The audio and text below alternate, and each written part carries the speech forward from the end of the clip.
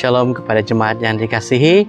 Bertemu lagi dengan saya Roland untuk menyampaikan info pada minggu ini.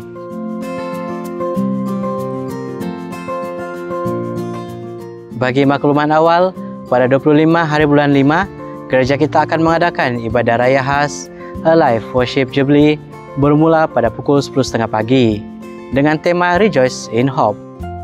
Kita akan dilayani oleh Pastor Sylvester yang merupakan penyelaras pelayanan orang asli SIB Semenanjung.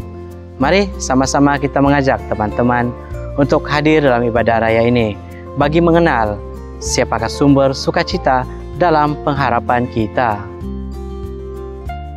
Sekolah Alkitab Malaysia akan meneruskan kuliah pada bulan 5 dengan mata kuliah ajaran sesat kekristenan di bawah bimbingan Reverend William Young.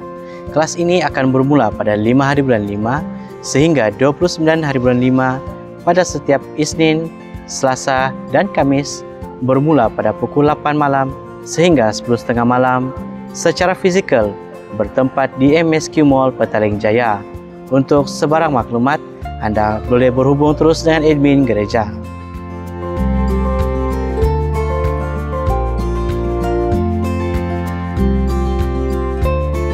Pelayanan Wanita Pusat akan mengadakan Camp Over Positive Zone Lembah Kelang pada 9 dan 10 hari bulan 5 bertempat di gereja kita.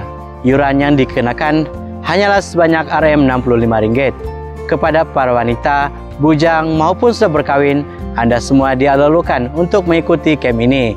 Untuk sebarang pertanyaan, anda boleh berhubung dengan nombor yang tertera di skrin.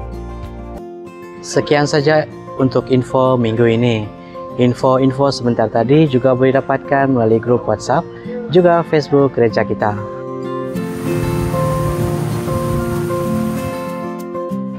Kamu orang, jangan tergesa-gesa untuk pulang.